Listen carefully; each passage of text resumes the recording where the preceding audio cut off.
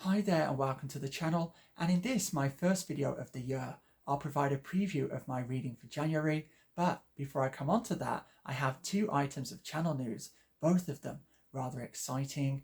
Firstly, my previous video in which I looked back at the 50 novels I read last year went in a small way viral, racking up more than 1,000 views in a matter of days and adding more than 100 subscribers to my account. So I'd just like to say a big hello to all these new arrivals. I hope you enjoy the content I produce in 2024, and I'd also like to encourage you to go back and look at the 150 or so videos I've already produced. Secondly, I've set up a Discord server because I feel there are now sufficient subscribers to the channel to justify such a step. It's a place where all of you who enjoy my content can congregate and interact.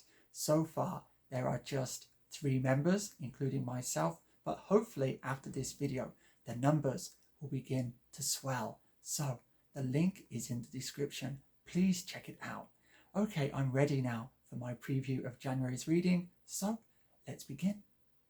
So first up we have, well, my favorite writer once again, Thomas Bernhard, and this is his The Rest is Slander. This was published only last year. These pieces have waited a long time to be translated into English. There are 5 of them in here. So I'm planning to read this and make my next installment of my Thomas Bernhard series about it.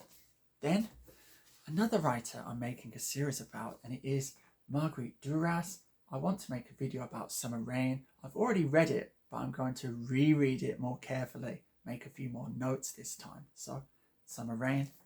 Then Jocelyn, Brooke, the Orchid Trilogy. I've already begun this one. I'm about 50 pages in. It's really so beautifully crafted. It's so sensitive.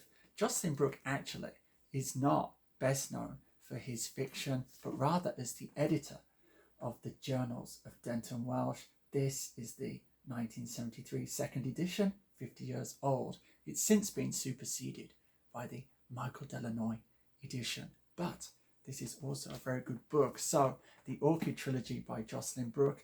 Then there is a kind of link here.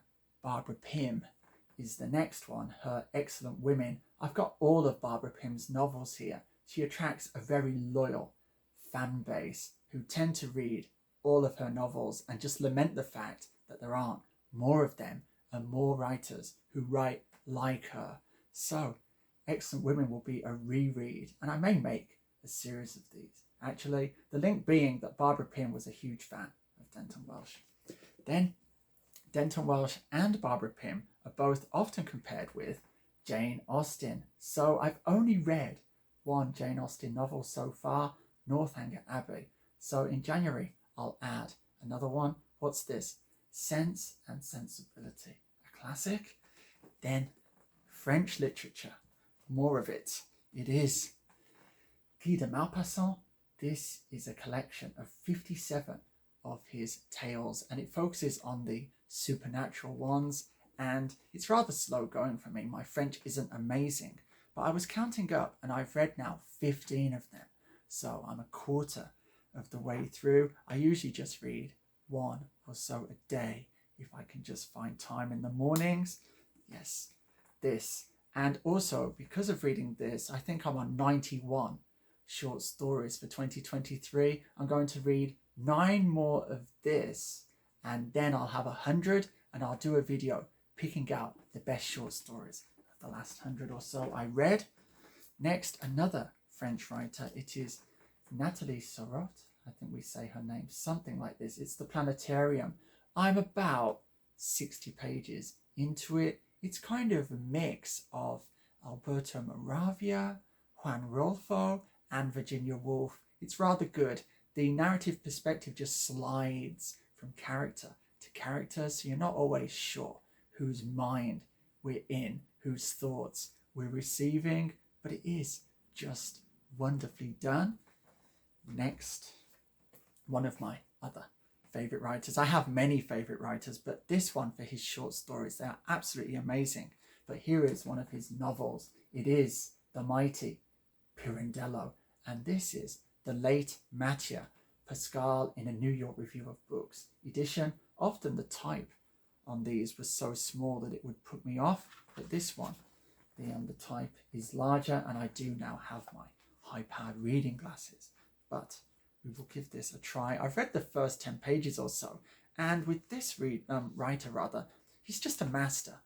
As soon as you start reading, you just feel absorbed by his genius. You just know you're going to get a lot of entertainment, a lot out of what he's produced. Then another excellent writer. It's this Funeral Rites by Genet, and on the back we have the rather standard photo that you tend to see of him, everywhere. So Funeral Rites by Genet, and finally a medieval text, Christine de Pizan, the Book of the City of Ladies, and the blurb on the back describes her as France's first professional woman of letters. I've already made a video about the first French female poet, who we know by name at least, Marie de France. That was one of my favourite videos to produce. I love engaging with this pre-modern world that these writers depict, and so I hope this will be very enjoyable. It takes the form of a dream vision, a device I like very much, and which one finds in Piers Plowman and of course in Bunyan's Pilgrim's Progress. Hopefully this, the Book of the City of Ladies, will be a worthy addition to that list. And so there we have it. Those are my reading plans for January. What are yours? Why not tell me in the comments below, or you can head over to my shiny new Discord server and post them there. All that remains is for me to wish you a very happy and productive 2024 and to say goodbye in the customary fashion. So until the next time, be safe, be strong, nanu nanu.